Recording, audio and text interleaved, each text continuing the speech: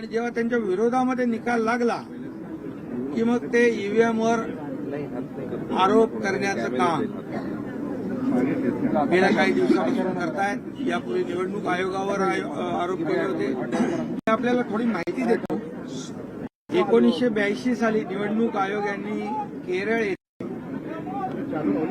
EVM वापरला, परवानगी दिली। 1951 मध्ये कायदा 1951 मध्ये दुरुस्ती करून कलम 61A प्रमाणे ईव्हीएम वापरण्याला परवानगी दिली। त्यानंतर सातत्याने अनेक राज्य, मग दिल्ली विधानसभा असेल, तामिळनाडू, केरळ, पश्चिम बंगाल या सर्व ठिकाणी ईव्हीएम वापरला। 2004 साली लोकसभेमध्ये ईव्हीएम वापरला आणि काँग्रेस जिंकली। 2009 साली ईव्हीएम वापरला, ईव्हीएमवर मतदान झालं आणि काँग्रेस जिंकली। त्यावेळेस काय का बॅलेट पेपरची मागणी केली नाही? जेव्हा तुम्ही जिंकता तेव्हा तुम्ही त्या यंत्रणेचा उदो करता। दुसरी गोष्ट, या ठिकाणी 2014ला एनडीए जिंकलं, 2004-2009ला काँग्रेस जिंकलं होतं आणि आता तर त्यांचेच मित्रपक्ष आणि त्याबरोबर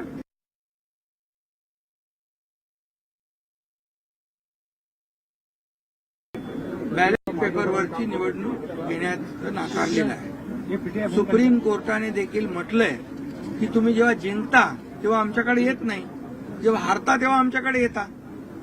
हा दुटप्पी भूमिका आहे। आणि त्याचबरोबर त्यांचे काँग्रेसचे मित्रपक्ष असलेले ओमर अब्दुल्ला, नॅशनल कॉन्फरन्सचे जम्मू काश्मीरचे मुख्यमंत्री, त्यांनी देखील काँग्रेसला चांगला फटकारलेला आहे। जेव्हा तुम्ही 100च्या वर जागा आल्यावर आनंद साजरा करता आणि काही महिन्यानंतर म्हणजे लोकसभा जी झाली त्यामध्ये देखील जेव्हा यश मिळालं काँग्रेसला आणि महाविकास आघाडी इंडिया अलायन्सला, तेव्हा एमव्हीए आपलं ईव्हीएम चांगलं होतं, तेव्हा तुम्ही बॅलेट पेपरची मागणी केली नाही।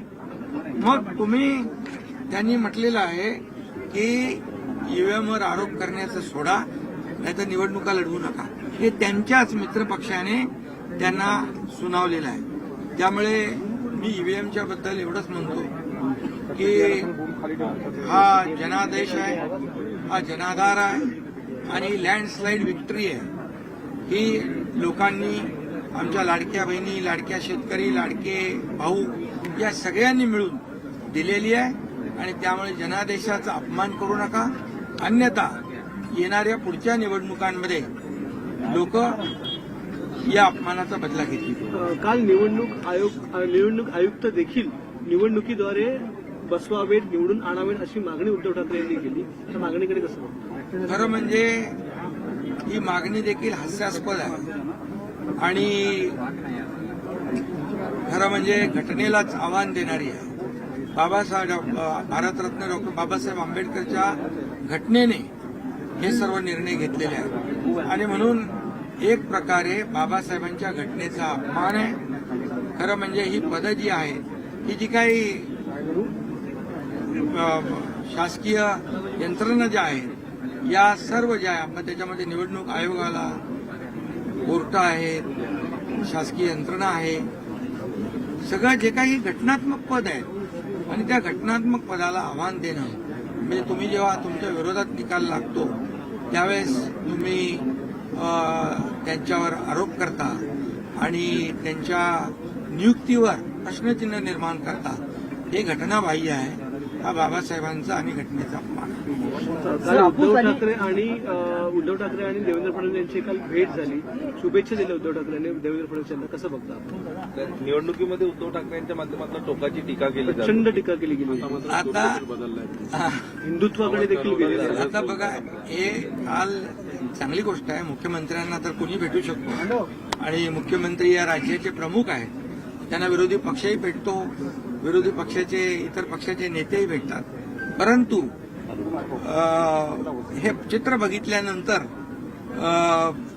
टोकाची टीका करणारे, अगदी संपवण्याची भाषा करणारे, जेलमध्ये टाकण्याची भाषा करणारे, म्हणजे सरकार आलं आमचं की तुम्हाला जेलमध्ये टाकू, आणि ते यापूर्वी देखील 2019-20-21च्या दरम्यान देखील जे काही देवेंद्रजी असतील, मी असेल, आणखी काही भारतीय जनता पक्षाचे नेते असतील, यांना जेलमध्ये टाकण्याचं जे कारस्थान केलं गेलं ते तर जगजाहीर आहे. परंतु आता देखील त्यांना एवढं लोकसभेच्या विजयानंतर एवढे हुरळून गेले होते की त्यांनी मंत्रिमंडळाचं वाटपही केलं होतं आणि म्हणाले आम्ही तुम्हाला सगळ्यांना जेलमध्ये टाकू. आता जेलमध्ये टाकण्याची भाषा करणारे देवेंद्रजींच्या बाबतीमध्ये आणि ते एक आमूलाग्र बदल झालेला दिसतोय, चांगली गोष्ट आहे. आणि त्याला मी म्हणेन देवेंद्रजींना भेटणं काही गैर नाहीये, मुख्यमंत्री आहेत ते, पण ह्याला भेट त्याला भेट आणि डायरेक्ट दुसऱ्या दिवशी घरी थेट अशी परंपरा आहे. काही मन की बात झाली असं म्हणतात, काही मन की बात आणि हिंदी गोष्ट खरं म्हणजे हे ईव्हीएमच्या विरोधामध्ये जे आरोप करतायत विरोधी पक्ष, त्यांनी सभागृहात बोललं पाहिजे, सभागृहामध्ये आपली मतं मांडली पाहिजे. सभागृह कशाला आहे? हे अधिवेशन आहे, त्याच्यामध्ये लोकांच्या समस्या आणि लोकांचे प्रश्न मांडण्यासाठी आहे आणि त्याला सरकार उत्तर द्यायला सक्षम आहे. परंतु फक्त बाहेर नौटंकी करायची, फेऱ्यांवर बसून रोज त्याचं तुम्ही काय म्हणतो त्याला, रोज तुम्ही ते दाखवता आणि त्याच्यातच त्यांनी समाधान मानलेलं आहे. आणि म्हणून माझं त्यांना आव्हान आहे, अधिवेशन हे फार महत्वाचं असतं. हे अधिवेशन विदर्भात आहे, विदर्भाच्या लोकांना देखील न्याय मिळवून देण्यासाठी विरोधी पक्षाने भांडलं पाहिजे. सरकारने विदर्भासाठी काय काय केलं ते मी आता सांगत नाही, परंतु विदर्भाला देखील खूप मोठ्या प्रमाणावर 2.5 वर्षात आम्ही न्याय कापसाच्या दर आणि सोयाबीनच्या दरावरती आज आंदोलन करतात विरोधक, बोलतात की सरकार त्यांना भाव देत नाही. अरे बाबा, आमच्याच महायुती सरकारने 5-5 हजार रुपये हेक्टरी कापूस आणि सोयाबीनला जो गॅप फिल करण्यासाठी त्याचं नियोजन केलं, त्याचं वाटप सुरू केलं. त्यामुळे सरकारने शेतकऱ्यांच्या नुकसान भरपाई पोटी आतापर्यंत 15,000 कोटी रुपये दिले.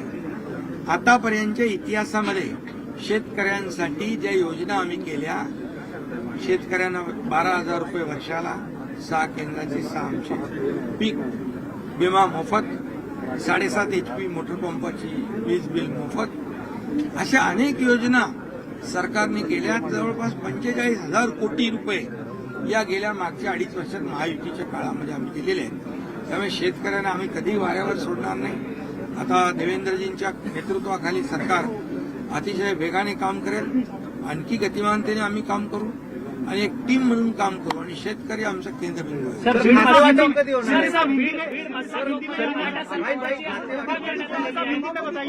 मराठा समाजाच्या सरपंचाची निर्घुणपणे हत्या करण्यात आलेली आहे. त्याचा थेट आरोप जो आहे तो धनंजय मुंडे यांच्या निकटवर्ती असलेले वाल्मिक कराडांवरती जातोय.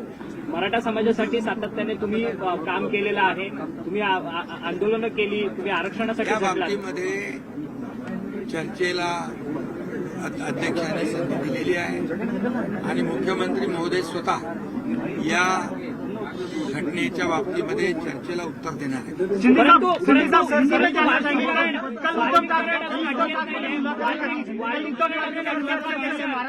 निर्घुणपणे हत्या झाली. आप किस तरह से देखते हैं इस मुलाकात? अतिशय निषेधार्ह आणि दुःखद घटना आहे आणि माणुसकीला काळीमा फासणारी आहे. त्यामुळे त्याच्यावर सरकार गंभीर आहे. अनेक लोकांना अटक झालेली आहे. आणखी जी काही कोणी कायद्यापेक्षा कोणी मोठा नाही आहे, कायद्यासमोर सगळे समान आहेत आणि या बाबतीमध्ये मुख्यमंत्री स्वतः या बाबतीत सगळं होईल.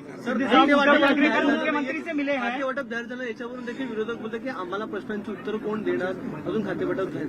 अरे मुख्यमंत्री, दोन्ही उपमुख्यमंत्री सक्षम आहेत. तुम्हाला काय उत्तर पाहिजे? तुमच्या सगळ्या प्रश्नांना उत्तर द्यायला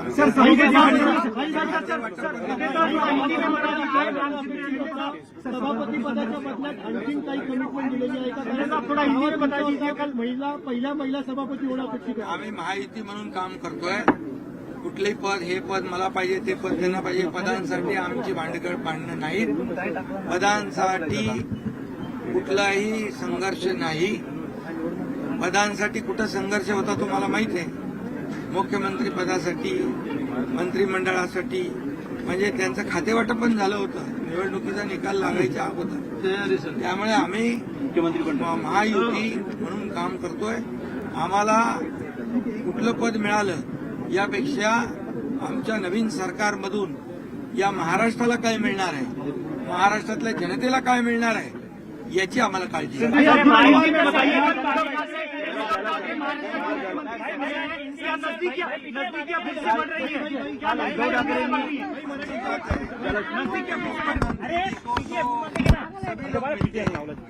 सभी विरोधी आतमध्ये काय करतात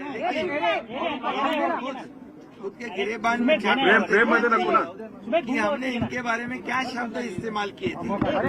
ये जो टीका टिप्पणी आरोप ऐसा हमारी सरकार के ऊपर करने वाले लोग आज उनको अगर क्या कहते हैं अच्छी बातें दिमाग में आती होगी तो अच्छा है. सर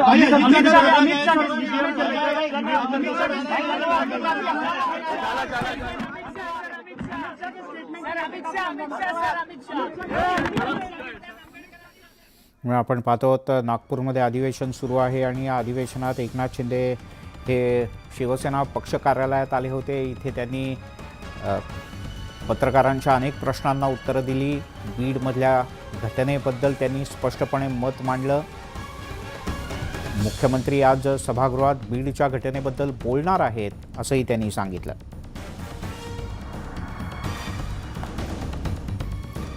राष्ट्रवादी पक्षाचे राष्ट्रीय अध्यक्ष अजित पवार, प्रदेशाध्यक्ष सुनील तटकरे आणि कार्याध्यक्ष प्रफुल्ल पटेल हे तिघंही लवकरच नाराज नेते आणि आमदार छगन भुजबळ यांची भेट घेणार असल्याची माहिती आहे.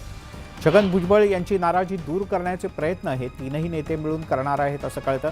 या भेटीची तारीख अद्याप निश्चित नाही, पण ही भेट नाशिकमध्येच होऊ शकते. मंत्रिमंडळामधून डावललं गेल्यानं छगन भुजबळ आणि त्यांचे कार्यकर्ते